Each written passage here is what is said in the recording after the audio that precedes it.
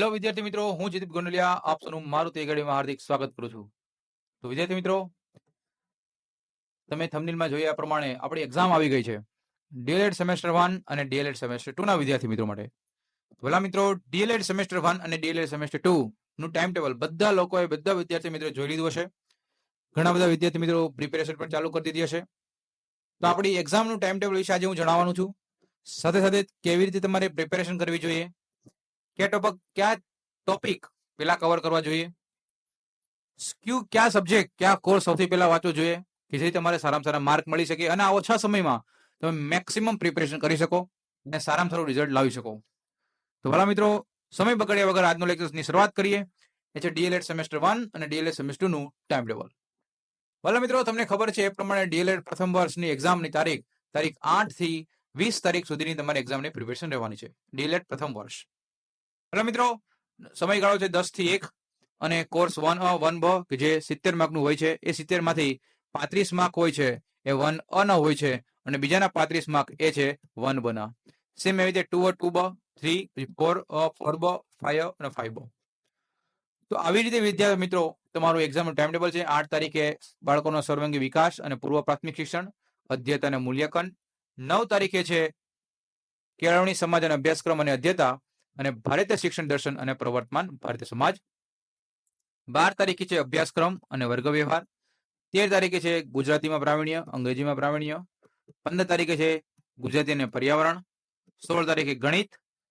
18 તારીખે માહિતી પ્રત્યયન તકનીકી દ્વારા અધ્યયનનું સમૃદ્ધિકરણ. 19 તારીખે શારીરિક શિક્ષણ અને 20 તારીખે છે નાટકો, લલિત કલાઓ અને ક્રાફ્ટ. તો ભલા મિત્રો, તમારી પાસે આજે થઈ 18 તારીખ અને હવે તમારી પાસે છે માત્ર ને માત્ર 20 દિવસ.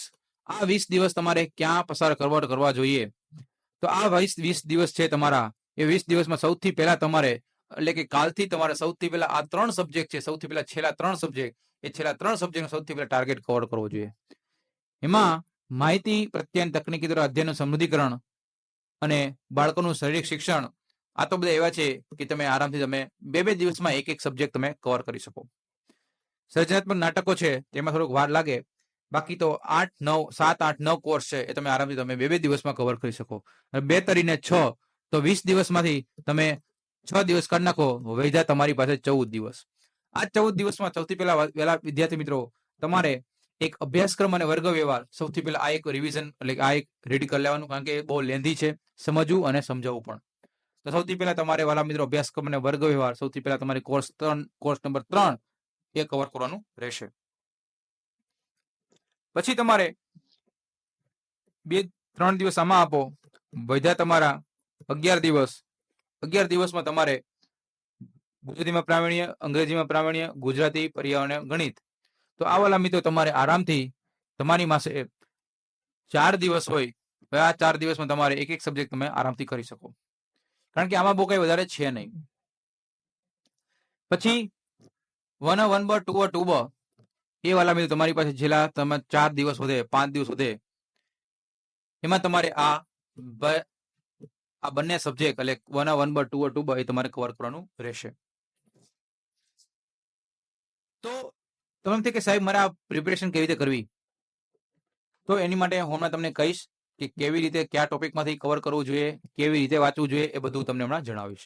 એની પહેલા હવે વાત કરીએ આપણે ડીએલએડ સેમેસ્ટર 2 ના વિદ્યાર્થી મિત્રો માટે, કારણ કે એ લોકોનો સમયગાળો સેમ ટાઈમ ટેબલ એ જ છે. સવારના એટલે કે સવારની જે એક્ઝામ છે 10 થી 1 સેમેસ્ટર 1 ની છે અને પછી છે 2 થી 5 ડીએલએડ સેમેસ્ટર 2. તારીખ 8 થી 19 તારીખ સુધી તમારે ડીએલએડ સેમેસ્ટર 2 ની એક્ઝામ રહેવાની છે. તો આમાં પણ વિદ્યાર્થી મિત્રો હું તમને એ જ સ્ટ્રેટેજી આપીશ કે 16, 17 અને 19 તારીખે એટલે કે 16 તારીખ, 18 તારીખ અને 19 તારીખ આ તારીખના જે પેપર છે એ સૌથી પહેલા તમે અત્યારે કવર કરો. 3 પેપર 50 માર્કના જ છે એટલે તમારે ઇઝીલી થઈ જશે. પછી તમારે કવર કરવાનું છે આપણું જે કન્ટેન્ટ આવે ધોરણ 6 થી 8 નું વિજ્ઞાન અને સામાજિક વિજ્ઞાન, જે તમારે થોડુંક વધારે સમય લેશે, તો એને સૌથી વધારે સમય આપો. અને પછી તમારે આજે કોર્સ 1 બ 2 બ એના પર તમારે વધારે ફોકસ કરવાનું છે. તો આ બધા ટોપિક છે એ ક્યાંથી કવર કરવા જોઈએ? તો ભલા મિત્રો પૂરેપૂરો લેક્ચર જોજો, તો તમને ખ્યાલ આવશે કે આ લેક્ચરમાં તમને શું છે અને કેવી રીતે પ્રિપેરેશન કવર કરવી જોઈએ.